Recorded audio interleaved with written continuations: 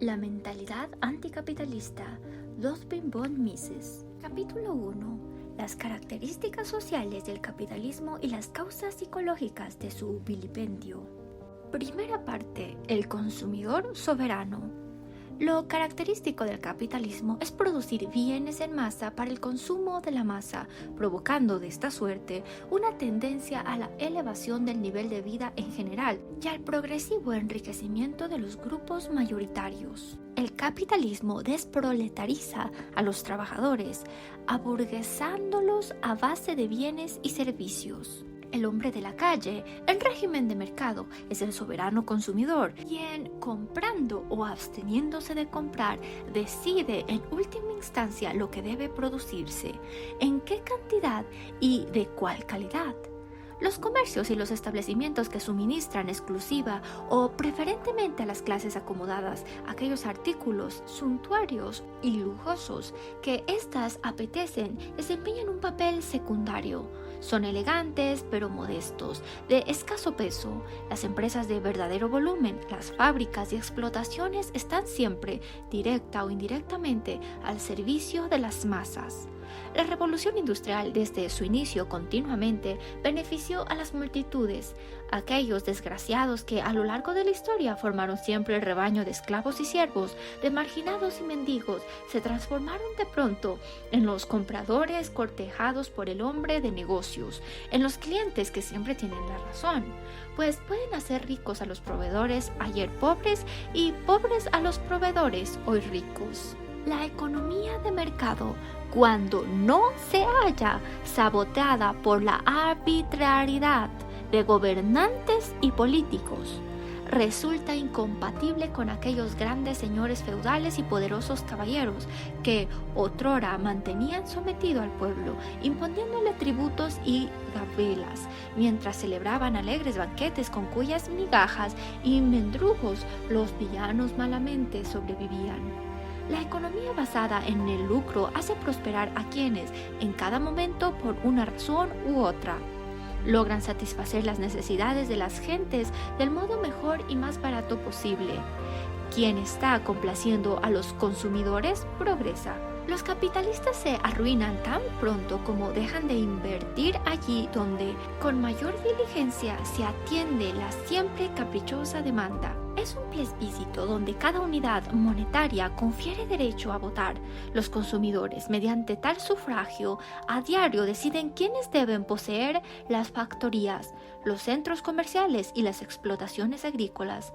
El controlar los factores de producción constituye función social sujeta siempre a la confirmación o revocación de los consumidores soberanos. Esto es lo que el moderno concepto de libertad social significa. Cada uno puede moldear su vida de acuerdo con los propios planes. No ha de someterse a ajenos programas elaborados por supremas autoridades quienes imponen las normas correspondientes mediante el mecanismo coercitivo de la fuerza pública. La libertad, digámoslo claro, desde un principio, no es nunca absoluta. Queda limitada en el caso del mercado, pese a la ausencia de toda amenaza y violencia por la propia fisiología humana de un lado y de otro, por la natural escasez de los bienes económicos. La realidad restringe en este planeta las posibilidades de sus habitantes.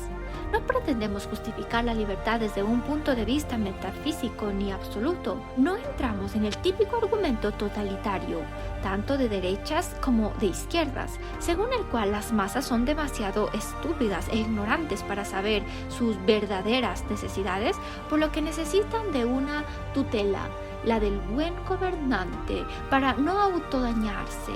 Menos aún nos interesa dilucidar si en verdad existen esos superhombres quienes, como míticos demiurgos, serían los únicos capaces de desempeñar tal tutoría. Parte 2. El ansia de mejora económica. El hombre de la calle bajo el capitalismo disfruta de bienes desconocidos en tiempos pasados, que por ello resultaban entonces inaccesibles incluso para los más ricos. Los automóviles, las televisiones y las neveras, sin embargo, no dan la felicidad. Al adquirir tales accesorios, el hombre desde luego se siente más feliz que antes, pero en cuanto cualquier deseo satisface, nuevas apetencias le asaltan. Tal es la naturaleza humana. Pocos americanos se percatan de que disfrutan del más alto nivel de vida, de unas riquezas que la inmensa mayoría de quienes viven en países no capitalistas consideran fabulosas e imposibles de alcanzar. A lo que ya tenemos o podemos fácilmente adquirir, solemos dar poca trascendencia. Anhelamos, en cambio, cuanto está fuera de nuestro alcance. Vano es lamentar tal insaciable humana apetencia. Constituye precisamente el impulso que conduce a la superación económica. Conformarse con lo poseído, absteniéndose apáticamente de toda mejora, no constituye virtud, más bien actitud propia de irracionales. El sello, lo característicamente humano, consiste en no cejar nunca por aumentar el propio bienestar. Tal humana actividad, siempre en busca de la felicidad, ha de hallarse, sin embargo, debidamente orientada, si quiere conseguir el objetivo deseado. Lo malo de nuestros contemporáneos no es que apasionadamente apetezcan mayor bienestar. Lo lamentable es que apelen a medios inadecuados para alcanzar dicha meta, favoreciendo sin darse cuenta políticas contrarias a su auténtico interés personal. Demasiados obtusos para percibir las inevitables consecuencias que al final van a provocar, se deleitan con los pasajeros efectos registrados a corto plazo, postulan medidas que conducen al empobrecimiento general, al desmoronamiento de la cooperación social, fundada en la división del trabajo, abocando a la barbarie. Solo hay un medio para mejorar las condiciones materiales de la humanidad: impulsar el crecimiento del capital, disponible a un ritmo superior al crecimiento de la población. Cuanto mayor sea la cuantía del capital invertido por trabajador, superior cantidad de bienes de mejor calidad cabrá producir. Eso es lo que el vilipendiado sistema capitalista basado en el lucro desde su inicio consiguió, habiendo logrado hasta hoy mantener el primigenio impulso. Mañana, Dios dirá, pues la mayoría de los gobernantes y políticos y los votantes no ansían otra cosa que destruir el sistema. Pero, ¿por qué les repugna tanto el capitalismo? ¿Por qué añoran siempre los felices tiempos pasados? ¿Por qué lanzan furtivas, si bien deseosas, miradas a las miserables condiciones del obrero soviético, mientras a la vista tienen el bienestar que el sistema capitalista sobre los trabajadores occidentales comparativamente derrama? Parte 3. Sociedad estamental y sociedad capitalista. Antes de contestar a estas preguntas es necesario poner de relieve los rasgos distintivos del capitalismo frente a los de una sociedad de tipo feudal o estamental. Suele la gente asimilar a empresarios y capitalistas con los nobles señorones de la sociedad esencialmente clasista de los siglos medievales y de la edad moderna. La comparación se basa en la diferencia patrimonial de unos frente a la de otros.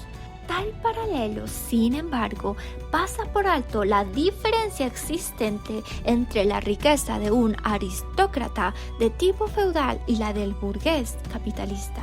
Aquella no constituía fenómeno de mercado, no derivaba de haber producido bienes o servicios voluntariamente adquiridos por los consumidores. Estos, en el enriquecimiento y el empobrecimiento de los grandes, nada tenían que decir, ni entraban ni salían.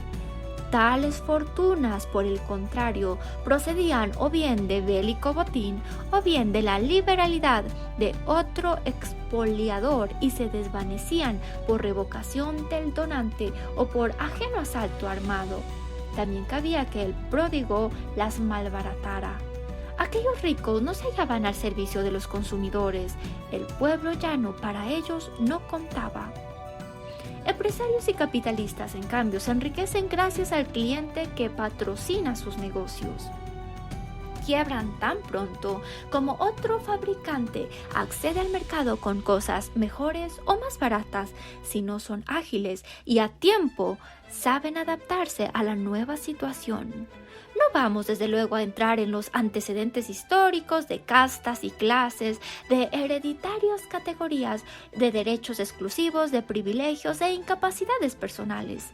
Importa aquí tan solo señalar que tales instituciones repugnan al mercado, resultan incompatibles con el sistema capitalista libre de entorpecimientos. Solo cuando tales discriminaciones fueron abolidas, implantándose el principio de la igualdad de todos ante la ley, pudo la humanidad gozar de los beneficios que la propiedad privada de los medios de producción lleva aparejados. En una sociedad basada en jerarquías, castas y estamentos, la posición de cada uno está de antemano prefijada. Se nace adscrito a específica categoría social. Tal posición viene rígidamente regulada por leyes y costumbres que confieren concretos privilegios e imponen precisos deberes al interesado. La buena o la mala fortuna personal en muy raras ocasiones puede elevar o rebajar de categoría al sujeto. Por lo general, las condiciones de los distintos miembros de una clase solo mejoran o empeoran al cambiar las condiciones de todo el correspondiente brazo social. El individuo personalmente no forma parte de la nación, es mero componente de un estamento stan edat y como tal indirectamente solo se integra en el cuerpo nacional. Ningún sentimiento de comunidad experimenta ante el compatriota perteneciente a distinta clase social. Percibe el abismo que le separa del ajeno rango, diferencia que incluso el habla y el vestido ayer reflejaban. Los aristócratas conversaban preferentemente en francés. El tercer estado empleaba la lengua vernácula, mientras las clases humildes se aferraban a dialectos, jergas y argots incomprensibles fuera de estrechos círculos. El atavío de las distintas clases también era diferente. El mero aspecto exterior bastaba para delatar la condición estamental del pasante. Lo curioso es que esa abolición de privilegios clasistas constituya precisamente la esencia objeción que los sensibleros admiradores de los felices tiempos pasados esgrimen contra el capitalismo. Se ha atomizado la sociedad.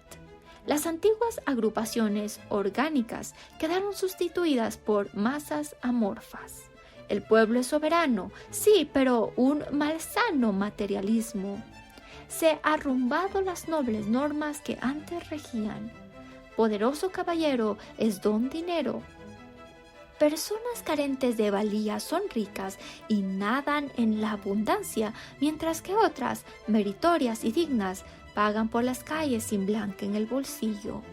Tal crítica implícitamente presupone altas virtudes en los aristócratas del ancien régimen si gozaban de superior categoría y de mayores rentas. Sería ello debido a su preeminente cultura y calidad moral. No vamos a valorar conductas, pero el historiador nos hace notar que la alta nobleza estaba compuesta por los descendientes de soldados, cortesanos y cortesanas, quienes con ocasión de las luchas políticas y religiosas de los siglos XVI y XVII fueron lo bastante listos o afortunados como para sumarse al partido que respectivamente en cada país resultó vencedor. Aunque los enemigos del mercado, bien sean conservadores, bien progresistas, discrepan entre sí al ponderar aquellas aristocráticas normas de vida, concordes, por el contrario, se muestran cuando condenan los principios básicos de la sociedad capitalista. No son los hombres de verdadero mérito quienes adquieren riqueza y prestigio, gentes indignas y frívolas, en cambio, todo lo consiguen mediante engaños y trapacerías. Ambos grupos, los conservadores y los progres, persiguen como cardinal objetivo la sustitución del sistema distributivo capitalista, evidentemente injusto, por otras normas de distribución más equitativas. Nadie, desde luego, jamás ha dicho que empresarios y capitalistas sean dechados de seráficas virtudes. La democracia del mercado se desciende del verdadero mérito, de la íntima santidad, de la personal moralidad, de la justicia absoluta. Prosperan en la palestra mercantil, libre de trabas administrativas, quienes se preocupan y consiguen proporcionar a sus semejantes lo que éstos en cada momento con mayor apremio desean. Los consumidores, por su parte, se atienen exclusivamente a sus propias necesidades, apetencias o caprichos. Esa es la ley de la democracia capitalista. Los consumidores son soberanos y exigen ser complacidos. A millones de personas les gusta la Pinca Pinca, bebida preparada por la multinacional pincapincainternacional.co. No menor es el número de quienes disfrutan con las novelas policíacas, las películas de miedo, los periódicos sensacionalistas, las corridas de toros, el boxeo, el whisky, los cigarrillos, el chicle. Los votantes abrumadoramente apoyan a políticas armamentistas, belicosos y provocadores. Dadas esas realidades notorias, se enriquece en el mercado quienes, del modo más cumplido y más barato, satisfacen dichas voluntades. No son teóricas valoraciones, sino efectivas apreciaciones expresadas por las gentes, comprando o absteniéndose de comprar lo que cuenta. Cabría, a modo de consejo, decirle al despechado que critica la mecánica mercantil: si lo que usted desea es hacerse rico, procure complacer al público ofreciéndole algo o más barato o más apetecible que aquello que ahora le está brindando.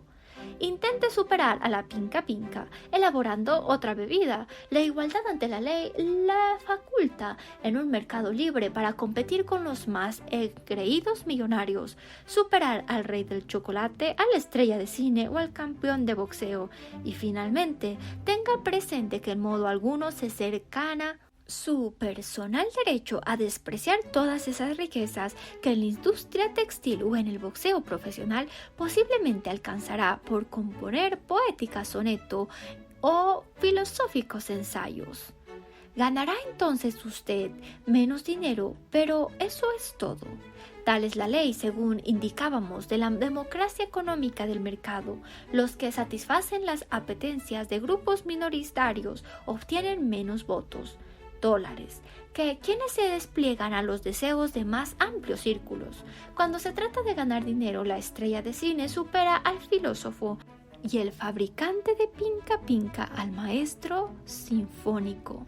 Bajo la consustancial sistemática del mercado, los grandes ingresos y los más altos cargos en principio están a disposición de todos, pero luego viene la cicatera realidad y ella sí discrimina entre los mortales. Hay circunstancias personales, congénitas o adquiridas, que hacen que el área de actuación propia tenga rigurosa delimitación. Un abismo separa al necio del perspicaz, a quien sabe pensar por su cuenta de quien solo repite ajenas y mal interpretadas sandeces.